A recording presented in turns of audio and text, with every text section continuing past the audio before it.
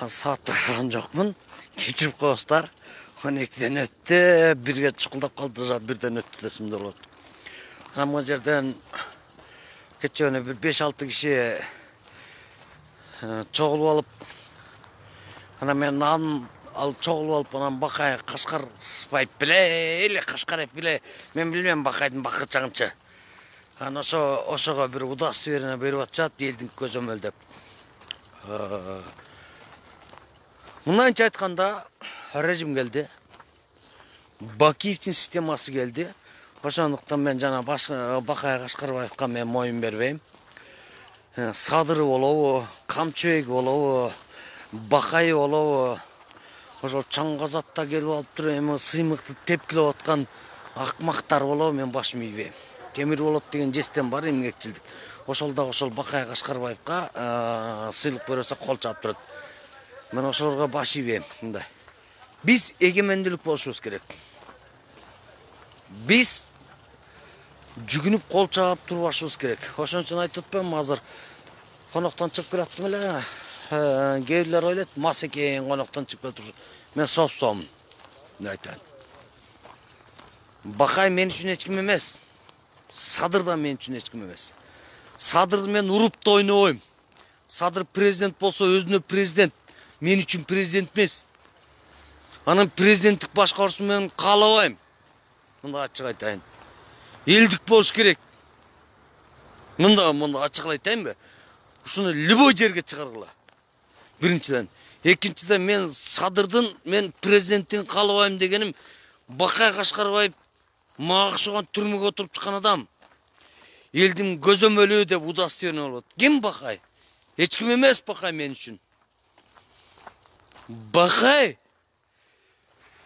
Kulüyo 39 Şirin kafesinde жашайм dediler, bardым. Kulüyo 39 Pushkin angesilisinde. Ечим çıkarba koydu. Ошондуктан мен айтат элем. Урматтуу туугандар. Сойгонолу. Жапаровдун иши Bakayга түшүп калса, анда бүткөн экен. Жапаровдун иши Bakayга түшүп калса, анда бүткөн экен иши. Жапаров мына жигитче айтам, мен молодой гвардияда, ама неме светтин жарыгында кетип бартам. Bakay экөөбүзгө Жапаровдун иши түшүп калса, анда бүткөн экен иши. Анда ар жак келечекти ойлой койсоңор болот. Мен Bakay жанакы Оразайымды сөккөн маңкурт, мен энем бар. Менин кызым бар. Менин кызым да эне. Карындашым да эне. Мен жеңем да эне, мен келинчегим да эне. Ошол энени сөккөн Жапаровдун иши, ошол энени сөккөн Оразайымды сөккөн. Бир акмак бар экен. Ошол мен Bakayга иш түшүп турса, анда Жапаровдон кайсы келечекти күтөсүңөр? Мен урматтуу деп айтпайм Жапаровду. Садыр Нуркожоевич. Азыркы Bakayың бакырып чыгып атканда элдин баары билет. Азыр бакырып чыгып атат. Сизге бийлик тийгенде. Садыр Нуркожоевич. Мен сизди урматтуу деп айтпайм. Сизге азыр бийлик тийип атканда Bakay бакырып чыгып атат. Анан жанакы Оразайым деген айымды болгон жерине жетип атат. Бирок мен билем. Азыркы мекенчилдердин арасында мен Садыр Жапаровга боштондук деп кыйкырып, мен 7 аккаунтум бар. 7 аккаунттун ичинен карасаңыз, мен сизди кандай жазып жүргөнүмдү билесиз. Мен сизге жүгүнбөйм. Мен сизден эчтеке талап кылбайм. Мен сизге дайым сын айтып турам. Мен сизге дайым сиздин жаныңызда жүргөн Bakayга окшогон, кеченки Оразайымдын акмагын чыгарган акмактарга мындай чындыкты айтам да.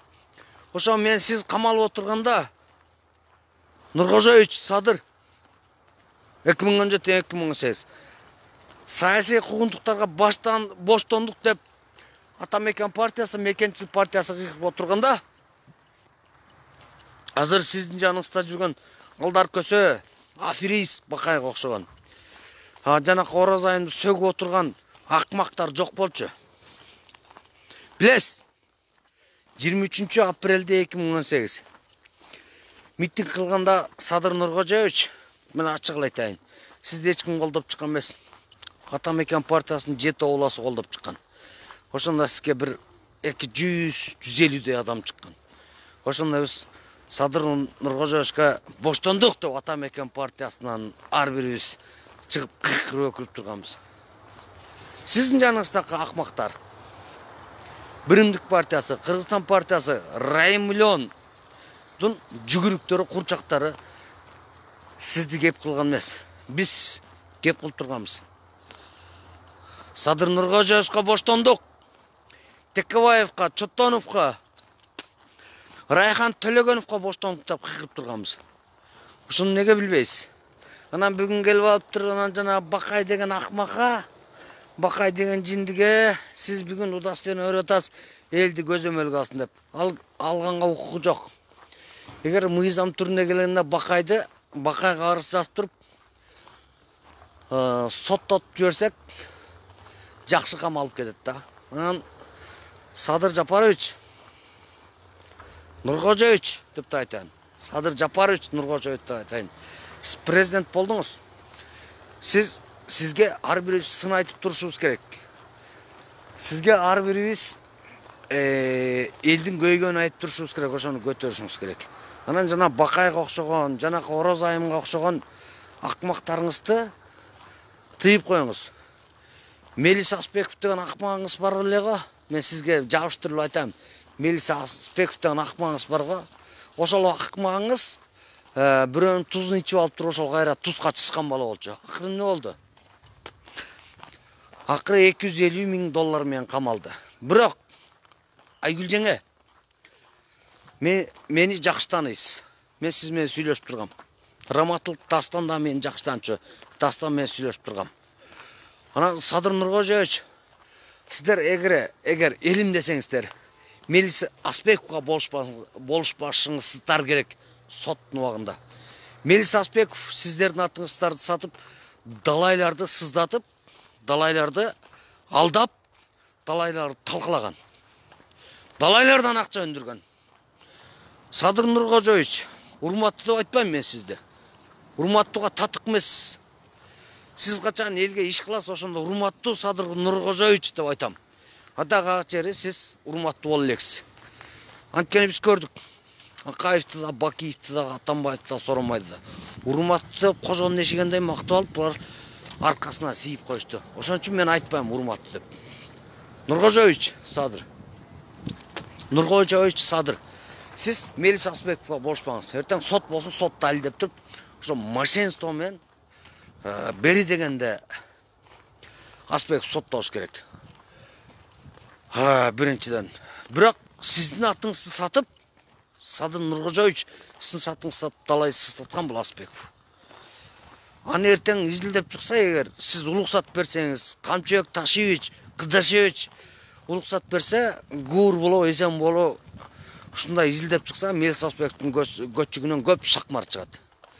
Анан мен сизге айтат элем, урматтуу деп айтпайм, Садыр Нуркожоевич, сөз түрдө сиз элдин көйгөйүн угушуңуз керек, сиз элдин сынын угушуңуз керек. Сиз президент болдуңуз, куттуктайм деп айтып коеюн. Ошону менен түз жолго алып барышыңыз керек. Жок, эгер туура эмес жолго алып барсаңыз, сизге эртең элиңиз каршы чыгат. Туура. Бирок калыс сөз айткан жакшы аксакалдын сөзүн угушуңуз керек. Мен бир нерсе айтайынбы? Сиз курултайды коштуңуз, туура.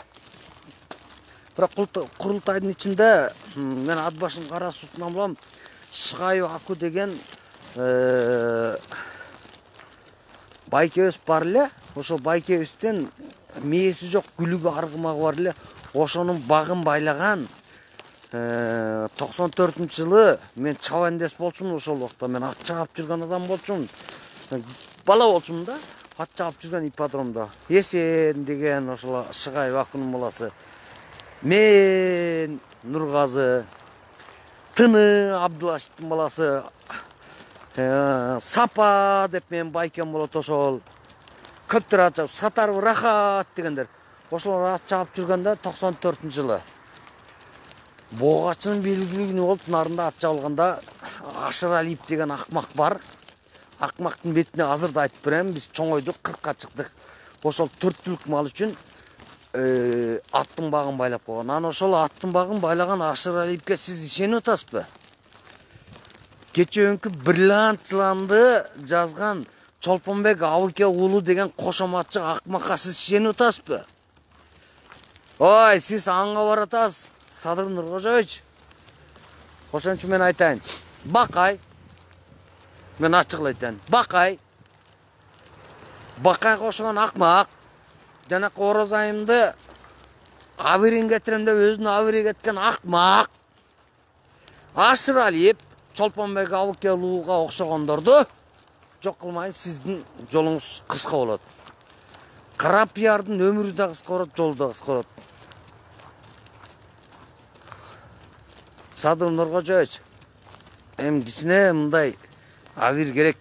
Жөн эле мен президент болдум, мен көдөнүмдү көтөрөм, мен муну кылам, тигини кылам деп көдөнү көтөрбөстөн, ошол Ашыралиев Чолпонбек Абыке уулу, анан Бакай ким?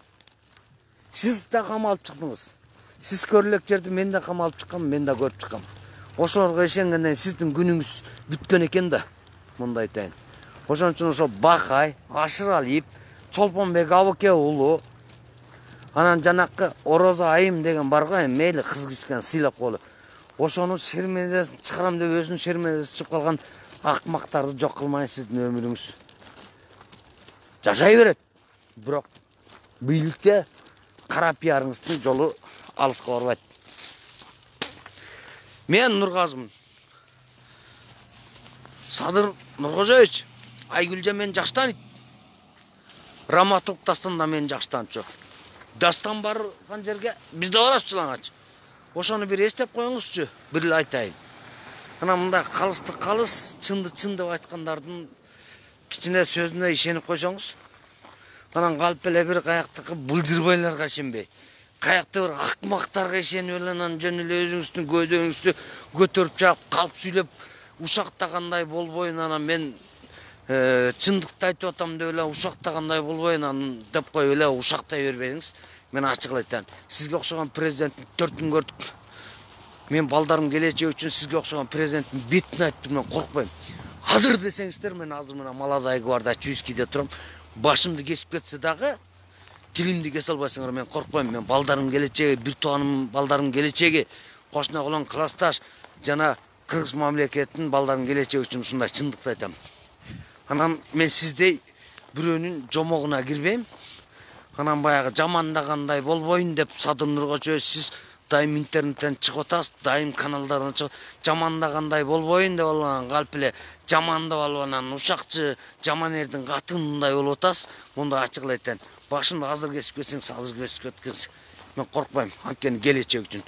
Чындык ачуу болот дейт. Чыдасаңыз президент болуңуз. Чыдабасаңыз аккуратный өткөзүп берип коюп кетип калыңыз. Кимиси жакшы болот. Ошон үчүн Садыр Нуркожоевич, мен сизди эч качан урматтап айтпам. Ошон үчүн ушундай чындыкка күйүңүз. Анан каякта бир кашкырайып биле, Бакай, бакычак. Бакайды азалап келсеңиз, мен мордосун талкалап акмагын чыгарып коем. Биринчиден. Экинчиден, Садыр Нуркожоевич, сиз андай акмактарга, отуруп чыккандарга ишенбеңиз деп айтпайм. Отуруп чыккандардын дагы бүтке адеби акмактыгы, адамдыгы болот да.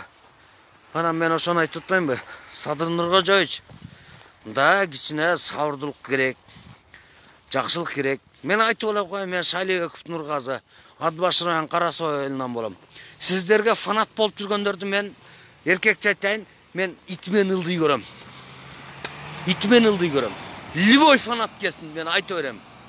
Анан мындай Садыр Нуркожоевич кичине мындай адам болуш керек, адилеттүүлүк керек. Өзүнүн деңгээли кандай экенин билиш керек. Анан сиз деле депутат болуп көрүнө алган жоксуз, сиз деле жакшы болуп көрүнө алган жоксуз. Onu da айтайын. Мен билем. Мен 40-ка чыктым. Ким депутат, ким кандай экенин билем.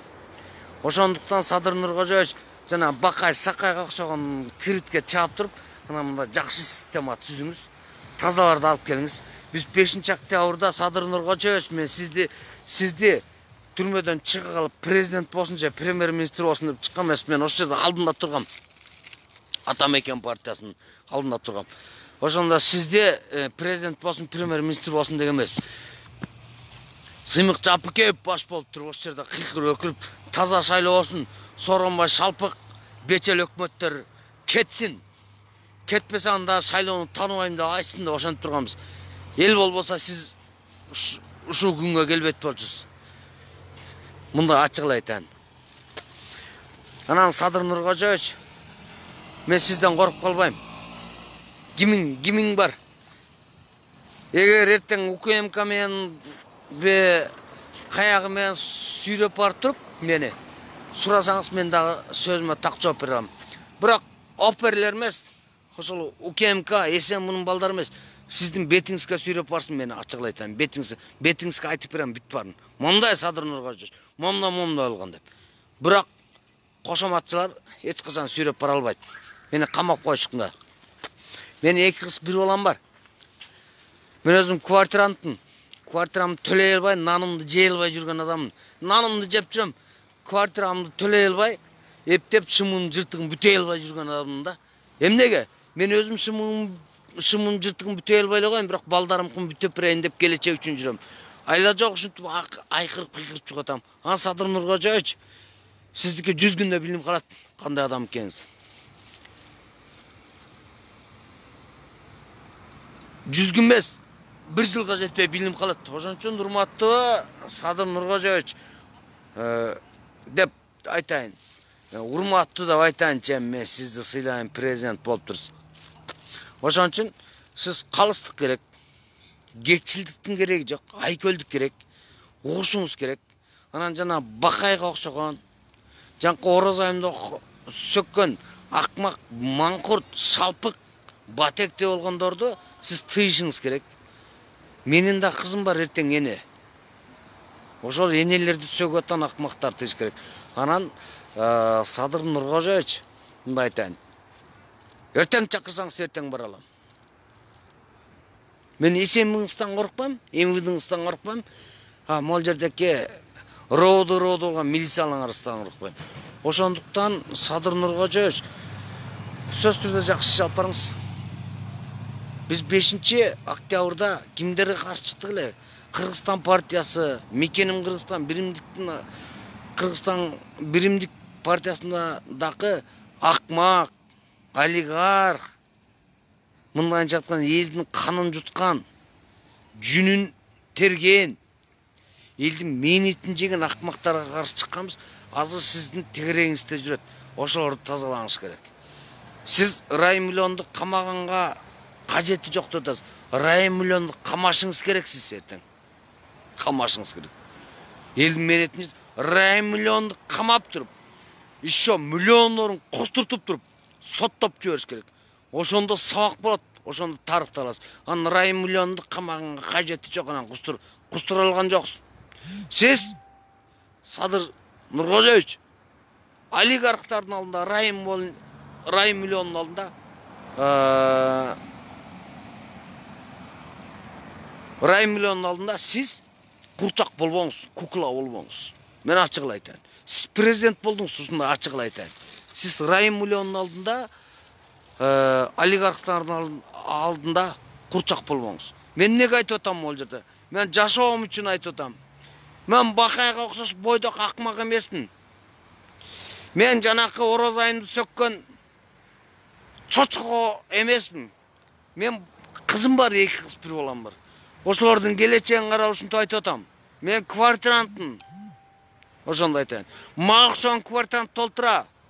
Эгер силер жакшы болсоңор, сиз Садыр Нуркожоевич, сиз айтып атасыз, 30 жылдан бери жыргаткан жоксуз дейт. Сиз Акаев, Бакиевдин убагынан бери, Атамбаевдин убагынан бери депутат болуп кетасыз. Сиз эмнени жыргаттыңыз? Ошону актаңыз. Эгер силер Садыр Жапаров, сиз дагы барсыз, Бакиевдин, Атамбаевдин убагынан бери депутат. Силер жакшы болсоңор, Москвадагы 14 кызыбыз өрттөнбөйт болчу. Энелер өрттөнбөйт болчу. Силер жамандын ар үчүн өрттөндү. Анан калп эле коо сөз калп сүйлөбөгүлө. Мен ачык айтайынбы? Сиз президент болсоңуз, өзүңүз үчүн президент болдуңуз, мен үчүн президент эмес. Эркекче айтайын, мен үчүн президент эмес. Мен сизди да президент дейм, Бакиевди да, Акаевди да, Ашаны да, Соронбайды да эч ким президент. Мен өзüm президентмин. Өзüm жаным багып жүрөм. Анан Садыр Нуркожоевич жөн эле бир зектерге сиз да отуруп чыктыңыз, мен да отуруп чыктым. Анан жанакы Бакайга окшогон зектерге эки элди эриктирбеген, бир түрен жаман эрдин катында болгондорго жөн эле удостоверение берип, элди көзөмөлдөйт дегениңизди артка тайтыңыз. Эртең сиз анга кантип түшүп кеткениңизди билбей каласыз. Мен ачык эле айтайынбы? Эл сизди бат эле оңкоңуздон сайып коет. Бакыт Калмаматов айтмакчы. Башкалар мындай акырындык менен монтип консо, сиз оңкоңуздон сайласыз. Ошон үчүн Садыр Нуркожоевич, мен сизге айтайын. Мен жөн эле шымыжыртык адаммын. Көп мында былжырабай кичине жакшылыкты каалайлы. Келечекти ойлойлу. Бирок мен акыркысын айтайын. Сиз эгер Садыр Нуркожоевич, сиз эгер ушунчалык келим деп күйсөңүз, рай миллионду камап туруп, миллиондон алышыңыз керек.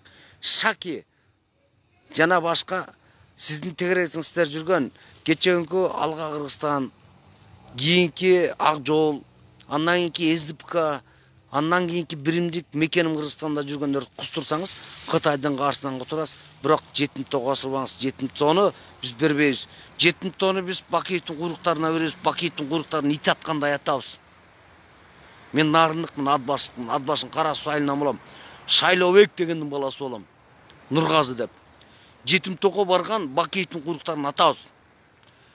Максимбизге ошончо курулган 2000 Ал Одоса 60 тыйыныбыз жетип, Агыке менен Көбөштүн урпактары акмактык кылган. Биз 7-тоону бербейбиз. Атабыз, ит аткандай атабыз. Мен өлүп калсам мага чейин, мен камалып кетсем менден башкалар бар. Бизде связь бар. Сөзсүз түрдө 7-тоого асылгандарды атабыз, ит аткандай атабыз. Ошону мен ачык айтып коем. Коркпойбуз да, корккондон калганбыз да ошондой. Балдарыбыздын келечеги үчүн мен 40-ка чыктым, мен өлүп калсам мен ыраазымын. Мен өлүп калсам, мен камалып кетсем мен ыраазымын. Мен балдарым бар, кыздарым бар. Бүтүндөй балдар, кыздары бар. Классташ балдарым, кошуна колоң, бүтүндөй Кыргызстандын мага окшогондун кыздар балдар ошон келечеги үчүн. 7-тоону бар алам дегендердин чекесине коргоошун ойнойт, атабыз. Атабыз. Мондай айтайын. Нуркожоевич ошону билип коюңуз. Былтыр логистиканы атабыз деп туруп, логистиканы салдыртпаганбыз. Кытайдын таламын талашкан адам өмүрү жакшылык алып келбейт. Кытай жакшылык алып келбеген, Кытайдын таламын талашкан өмүрү жакшылык. Эгер Нуркожоевич, сиз Кытайдын таламын талашсаңыз, мен бетиңизге ачык айтайын. Өмүрү сиз Кыргызстанга жакшылык алып келбейсиз. Мондай ачык айтайын. Ошол Садыр Нуркожоевич, бүткө ойлонуңуз. Биз атабыз. 7-тоого баргандарды чекесин терип атабыз. Биз экология, арча, карагай, аркар кулжа, бугу, мөңгүлөрүбүздү биз Кытайга бербейбиз. Эгер сиз карыздан кутулам десеңиз, бул жерде Кыргызстандын 10 олигархын элден жеген. Ошону кустурсаңыз, Кытайдын каршысынан кутулуп туруп, андан аркы жашоону алып кете аласыз. Кумтөрдү ала албагандан кийин Кыргызстандын 7-тоо ар бир кыргызстандыкка керек. 7-тоону Кумтөрдөн жаман кылып кетесиз. Нуркожоевич даяр алтын чыгара албагандан кийин таштан темирди ажыратып чыгара албайсыңар. 7-тоону мындай айтайын, иштете албайсыңар. Кытайлар барса биз 7-тоодон атабыз. Кытайлар жакшы. Атышабыз биз. Өлөбүз. Кыргызстан үчүн атышабыз. Ошону ачык эле айтайын. Мейли жакшы туугандар, жакшы ушундай мен ушуну айтайын дедим. Мен күйгөнүмөн айтып атам, мен балдарымдын келечеги үчүн, бүт тууганымдын келечеги үчүн, классташтарымдын жана кыргыз мамлекетинин бүтүндөй Кыргызстан 7-тоонун балдардын келечеги үчүн ушуга айттым. Нуркожоевич ушуну эсине алсын. Кайдагы бир торпокторду, кайдагы бир дөңгөчтөрдү жанына чогултуп албайт. Эгер ушундай чогултса, өмүрү жакшылык алып келет, өмүрү келечекти ойлобойт. Эми 1 жыл күтөлү, анан 1 жылдан кийин билинет. Рахмат, өмүрлүү, бактылуу болуңуздар. Ар бириңизге чын ден соолук каалайм.